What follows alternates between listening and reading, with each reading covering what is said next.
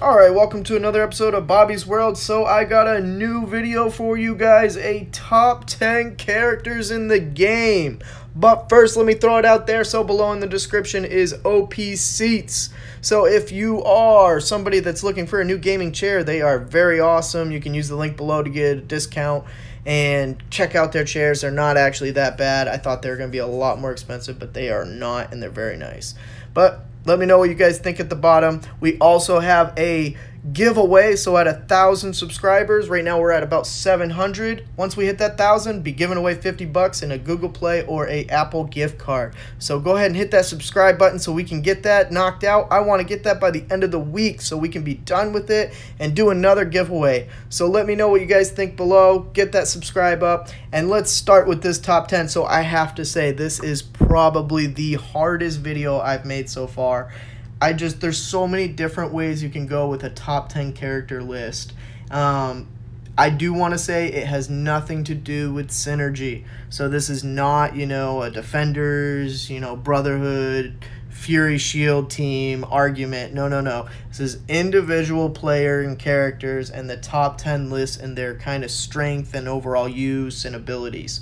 So let's start this count, all right? So coming in at the honorable mentions, okay? So these guys just barely didn't make the list, and there's just certain reasons that to me they don't make the list. All right, so we're gonna start off with the first one being Loki. So Loki is super useful, has some really powerful moves. I haven't built him up because I've been focusing on all the synergy teams, but he's very good character. Very hard to level him up star-wise just because they don't have him really available in anything. So if you look, he's just premium orbs and Mystic 3/6, which they just put him in there, and it's pretty hard to get to. So he's very, very good, does some great moves. He just doesn't make the top 10 because the availability's low. He's not very easy to get to. He was just added to a campaign node, so it's very hard to get him powered up very far. So that is the honorable mention. We also have, let's see if I can find these characters. Now I'm getting to the point where I have too many characters, right? But let's see if we can find him up a little bit. Okay, so Hand Sentry, here he is. So Hand Sentry is very useful. He is pretty easy to rank up. I don't want to click 150, don't want to waste that. But anywho, he is pretty easy to rank up. He has a great second move where he turns everybody into stealth but himself, and then he kind of evades. So that's very useful. He's very good at elongating the life of your characters. So I like him for those reasons, but there are characters that are more powerful and more useful than him. So that's why he becomes an honorable mention for this. And then another character that kind of matches that same description, let's see if I can find him, is Mordo. So Mordo has some great abilities with him. He's just very squishy and very weak as far as attacks are concerned. So that's one of the reasons he doesn't really make this list, is because his abilities are great. This third move does heal block to everyone, and then the second one does blind to a lot of characters, and then this first one's just kind of a weak attack. So it doesn't really do much. And so that's why he doesn't really make this list in the top 10, because I find that there are characters that are more useful in, more game modes and things like that. He's just really used for someone that, is trying to get through a level that is, they don't want to lose any characters or anything like that.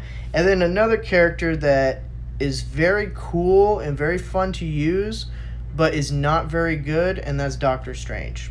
So Doctor Strange is somebody, his attacks don't do very much damage, kind of like Mordo. This second attack, though, it turns all positive effects into negative effects. So if you're facing a Fury team, that's a perfect person to use. And then this third one, he heals everybody and revives somebody to 50 health. So it's very, very useful, especially when you're going through campaigns. I can't tell you how many times he saved my life and got me that 3-star in a campaign node just because he revived a person back at the last second so that I get that 3rd star. So very, very useful. He just barely doesn't make the list of the top 10. But we're going to go ahead and start that top 10 list. So coming in at number 10 is Night Nurse. Night Nurse is very useful. One of the best healers in the game. Is she actually was the best until Mantis came out, and then you could argue that Mantis is now maybe the number one. I'd have to do a real in-depth look at the two, but she is a very good healer to use in the raids. You can pretty much pair her up with any team. She has 2 healing abilities. Her second attack does the healing, and her third attack does healing with 2 regenerations to all allies. I mean, it's very good to get you through raids. I remember in Ult 5, you know, I would just stick her in my team randomly and carry that all the way to the end just because she would be healing everybody the whole time. So very, very useful, very good. She is somebody that you will use in your raids, especially, you know, some of the bigger alliances are now starting to get 100% in Ult 6. She might be somebody that they'll be using when Ult 7 comes out, when they're trying to keep their teams to go longer. So we'll see how that goes.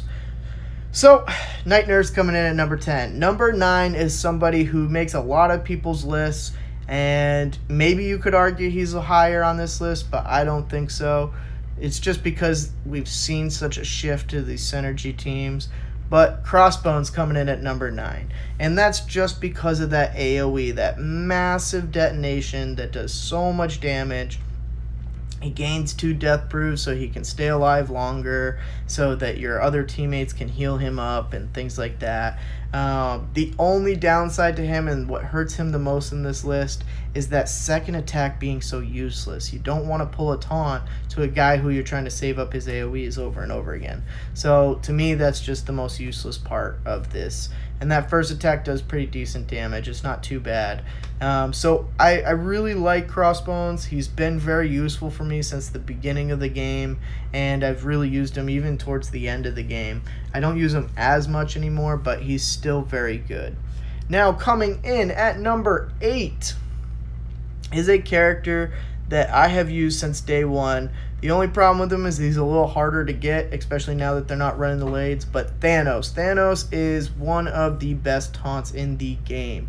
And reason being is because his taunt, once he gets it, can't be taken away unless he's going against Jessica Jones or somebody else that has that really high ability to take away taunt. But most other people, even Yondu, you know, Captain America, all of them can't take away his taunt.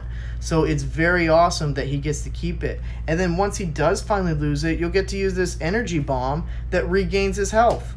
I mean, it's just amazing. He gets to go from 0 health all the way up to the top full again. And then this first attack, you know, it does pretty decent damage. He gets counter afterwards. But this one where he gains taunt for 2 turns, it does massive damage on its own too. So he's a very, very good character. Love his taunt. And then his passive ability is giving 2 abilities to cosmic allies. So you may have a Yondu and a Gamora behind him, and they're just going to get energy pumped through them the whole time. So all his moves are very, very useful, very good. You can use him in any game mode. He has amazing health. It's just, there's nonstop. He's very, very good. I've loved him since the beginning. It's just a little harder to get his stuff now because he's only in premium mega orbs. So it's a little harder to get his stars now, especially since they stopped the raids. But coming in at number 7 is somebody that I don't have built up super high, but I do love his character, and I've noticed since the beginning that he's very, very good. And that's Kingpin. Kingpin is very good. His first attack does a decent amount of damage, 210 plus 40% chance to gain assist, which is very, very good. His second attack summons 2 people down who have taunt. Unfortunately, they lose it very fast, which I would recommend the developers take a look at because they lose it way too fast. It almost makes them useless and just bait there, sitting there. I mean, if anybody was smart, they would just leave those 2 characters alone because they're just useless. They do no attack, and their taunt comes off almost right away. And then his third attack gives offense up for 4 allies, all allies if you upgrade it all the way. He does defense up for 2 turns.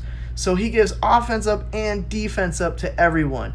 That is crazy. And then he has a 20% chance from allies, twice as likely to select a villain or mercenary for assist.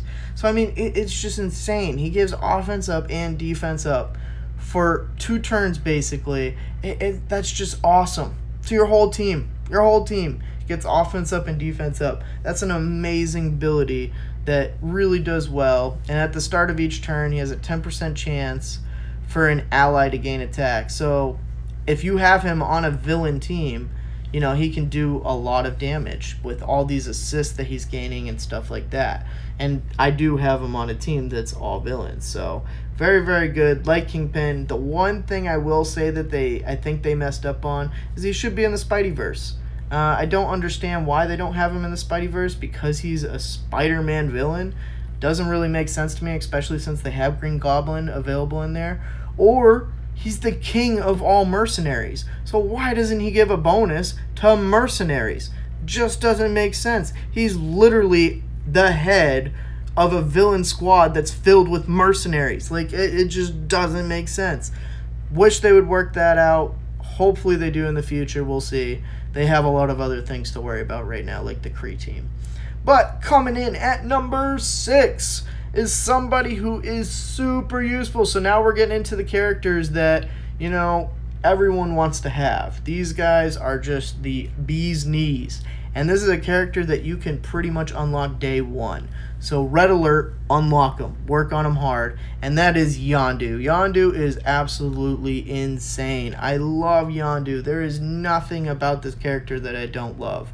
His first attack will clear 2 positive effects and do a lot of damage. His second attack will take down Ravengers, and they do massive damage.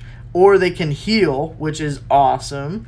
Then his third attack is an AoE that spreads massive damage to everybody. It's undodgeable, and as long as they don't have stealth, he can knock them out. That's just amazing. It's just so good. And on any turn, he can choose 2 random enemies, and if they have a positive effect, copy the positive effect yourself, and then clear it from the enemy. Now, a lot of people wanted a refund on this in the beginning. I don't. If he's going to look at 2 random enemies, now, granted, those 2 enemies may not have any positive effects on them, so he'll get nothing from it. But if he doesn't, he clears 2 positive effects and gets them himself. That's awesome, especially since most of these teams you're facing now are crazy synergy and get all kinds of beef-ups anyways, so most likely they're going to have one there anyways. He is so good. He does debuffing. He brings down more characters. He does massive damage. Like, there's just nothing about him that is bad. So I love this character. It's somebody to unlock right away. I wish I could bring him higher up on the list from number 6, but some of these characters are just so massively good that you can't. So we're coming to the top 5. So I will tell you this. I can see 4 of the top 5 already. And yeah, I can see 4 of the top 5 already in the picture right now. But coming in at number 5 is my main man, Captain America. So Captain America is so good. He's the number 1 taunt in the game. I don't think there's anyone that argues anything else. He's very, very good. His first attack does a decent amount of damage. It chains up to 2 guys, and he gains defense up. So that's very good. Then he does Inspire, where he gains defense up, gives taunt to himself, and then applies defense up to 10 allies. So if you have him teamed up with, you know, somebody like Nick Fury that summons down, or Yondu, or, you know, Kingpin that summon down characters, he's going to give defense up to all of them. That's crazy good. And then he gives energy as well to Avengers.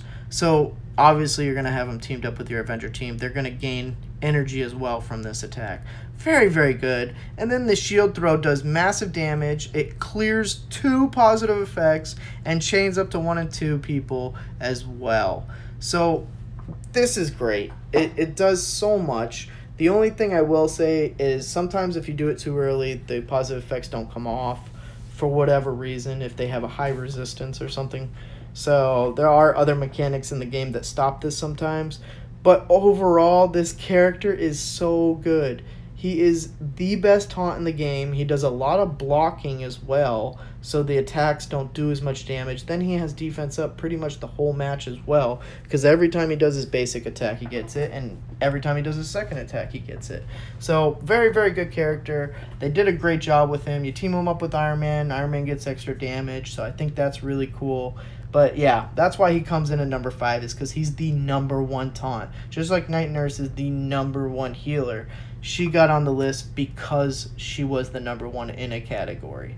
So coming in at number 4, moving on here, and we're going to get this next one is probably one of the strongest single characters in the game. They talked about buffing her in the beginning, but it is my main girl, Quake. So she is so OP in this game, and it's crazy that they didn't, well, I'm glad they didn't nerf her in the beginning of the game release, and it's because of how good and useful she is. Now, they were worried that she was going to be in every top team, but when they switched the synergy stuff, she's non-existent in the top teams now. And it's just because those synergies are what everybody's craving right now. But she's very, very good. So her first attack applies slow to the primary and 2 adjacent targets, and that's for 2 turns. So by the end of her second turn, you could have their whole team have slow applied to it, which is absolutely insane. Her second attack, which I don't use a lot but is very, very good, does good damage, and it clears 2 positive effects and chains up to 2 more characters and does clears 2 positive effects as well. So that's very good to clear effects. I do use it sometimes, so it is very useful, and especially in tight situations where you're trying to clear some of those positive effects of those synergy teams. And then her last attack does massive AoE damage to the whole team and offense down to all the enemies for 1 turn. That is absolutely insane, and if you upgrade it with the orange ability, which I haven't done yet, then she's able to do 50% more damage to all enemies, which, oh my god, she's already OP before that, and then you add that. So, I mean, she's a very good character. You can unlock her in the beginning, in the arena store, I believe it is. If we look real quick, yeah, the arena store. Very good character, love her to death. I already have her maxed out as far as stars are concerned. I haven't gotten lucky with the red star pull yet, but she's very good, guys. If this is a character that you're looking at, unfortunately, this last ability is not worth upgrading just because it's just inhuman stuff, and it doesn't really make sense to do. I mean, the extra focus, I guess, is good, but she's very, very, very good, guys. So definitely level her up. Definitely unlock her in the beginning. It's one of those characters you can unlock in the beginning. Now, these characters that are going to round out this top 3 are not easy to get.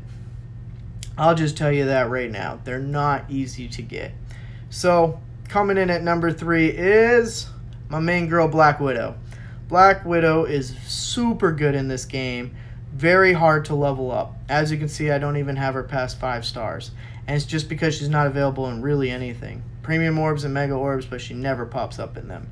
Really, the only spot that you can really hope to get her is the supply, when they pop up right here. That's really the only chance you have of getting her, which is really sad because she's a very, very, very good character. And obviously, you know, putting her with Quake, Captain America, Iron Man, and, you know, like a Hawkeye or another S.H.I.E.L.D. character, they're a very good team. Oh my god, they're a very, very, very good team. But her first attack clears all positive effects from the enemy and does 190 damage. That's very good. Oh man, it's very good. She has to be in stealth mode, but pretty much her first move right off the bat is going into stealth mode with this second attack. So she gains stealth for 2 turns. She clears all negative effects from herself, so if you did it later in the game and she had negatives, she would clear it, and applies speed up to all S.H.I.E.L.D. and Avenger allies for 2 turns.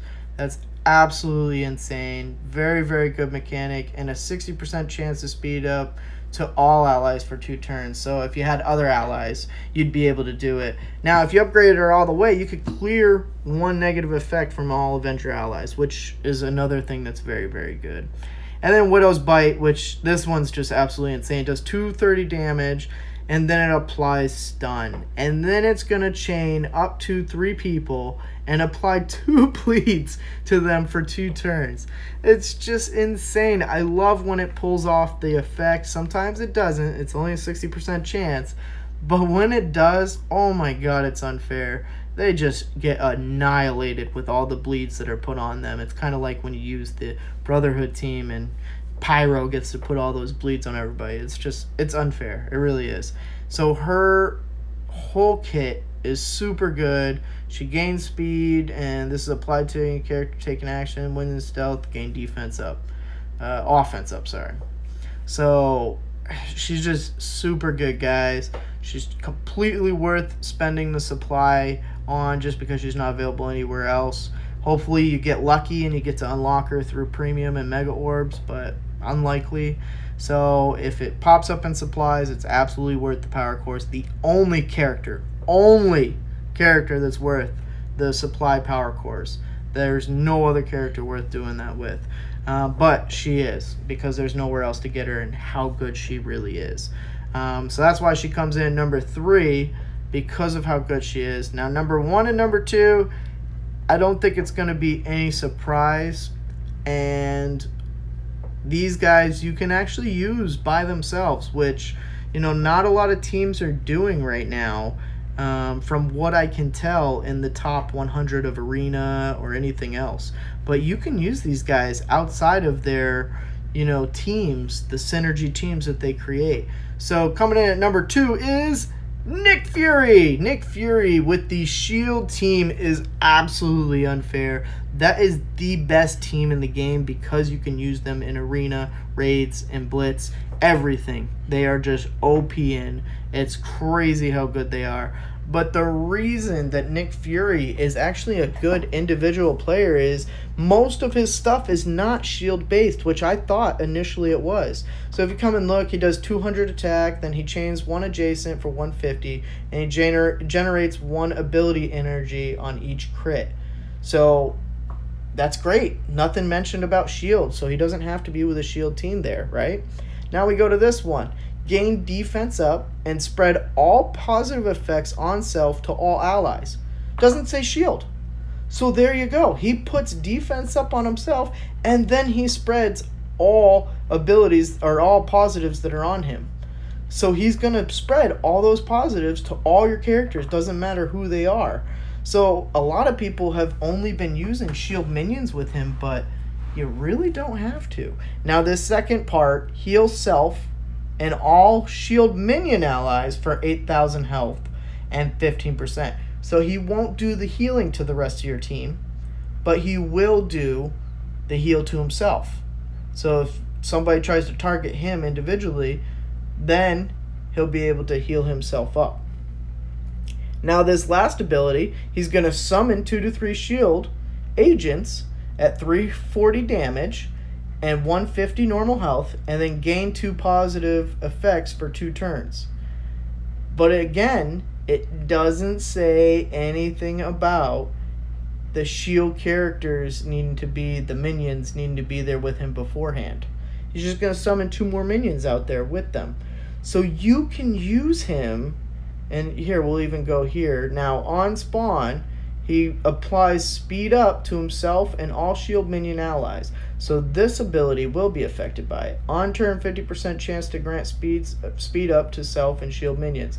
So he won't be able to do this speed up to the minions, but he'll be able to do it to himself. And if he summoned any minions already, he'll be able to do it to them as well. And 30% chance to assist now to self or a random ally on each hero ally's turn. Keyword there, hero, not shield. So he's able to assist with heroes as well. If any ally granted assist now is a shield minion or Nick Fury, they also gain offense up. So if they're a shield minion, they gain an offense up. And then obviously these 2 things are shield minions as well. But overall, he does not have to be with a shield team. Or I should say shield minion team. You would want to put him with a hero team, but he doesn't have to be with just a shield minion team. So his abilities are absolutely insane, even for himself. So that's why he is coming in at that number 2 spot. Now, the reason he didn't come in at this number 1 spot is just because of Magneto's last ability. So I have to say I just unlocked Magneto, obviously, with this last Magneto event that came out. And he is absolutely insanely powerful. Very, very powerful. And this last ability is what does it for me, that gives him that number 1 spot. He pulls all enemies up to 2 spaces towards the primary target, and then attack the primary adjacent for 210 damage, and apply blind. He applies blind to the whole team right off the bat. Think about that. Now your opponent has one whole cycle of turns that he can't attack you. That is absolutely insane. It is so OP. It's crazy to me that it does that much. It blinds the whole team. So then his second ability is 210 damage, 20% piercing, and then applies Disrupt for 2 turns. And then applies Slow for 2 turns, and then removes 2 positive effects. So this character now just became useless, basically, for the rest of the match. And this is after he had blind that character already, so they probably lost their blind already, and now they're getting Disrupt for 2 turns, Slow for 2 turns, and they remove 2 positive effects. What? Like, what? That's so good. Like, it's insane. Then we come to his primary, which does 200 damage plus 20 damage piercing, 1 to 2 chain, and then does pretty much the same thing to those other 2 characters as well. So now you come down to the Brotherhood. Obviously, none of this is going to apply if you're using him individually. Obviously, with the Brotherhood team, he's very, very good, and maybe you want to use 1 or 2 of the Brotherhood team members like Pyro. I would highly recommend always having with him because of that bleed. It's just insane how much that bleed goes and knocks out the whole team, especially when he puts all of them together in a bundle and then you do Pyro's bleed right after. Oh my god, they're just done. There's just nothing left for them. So that's why he comes in at number 1, is just because of the sheer strength that he has in his attacks. Like, Nick Fury doesn't have these strong attacks. He's all about longevity. He's all about, promoting the team and upgrading the team. But Magneto is just about pure, utter strength. There's no one in this game that has a more robust option for their moves. I mean, this Disrupt that's become big in the game, and then blinding the whole team right off the bat. And then not only that, hey, we just did 600 damage to all your characters as well. It's absolutely insane. So highly recommend Magneto. Obviously, he's one of the easier legendaries. It sounds so weird to say that. It's not super easy. I mean, I had to spend $60 to unlock him, for God's sakes. But he is easier than some of the other minions. Cough, cough, Nick Fury and the Kree team. But he is hard because it's, characters that aren't available to farm yet. I mean, Mystique is, Storm is, Wolverine is, but then you get to some of the other characters like Pyro or Sabretooth, and they're very hard to get to 5 stars. But he's totally worth it. Very, very good character. That's why he comes in at number 1. I hope you guys liked the video. Let me know what you think in the comments below. Let me know if you guys think of any other ones. Like I said, this was very hard to kind of pin down that top 10. So let me know what you guys think in the comments below. And if I like someone's answer, I think I might give a giveaway for somebody who has a really good character that might break into my top 10 in the future. So I hope you guys liked the video. Like and subscribe below.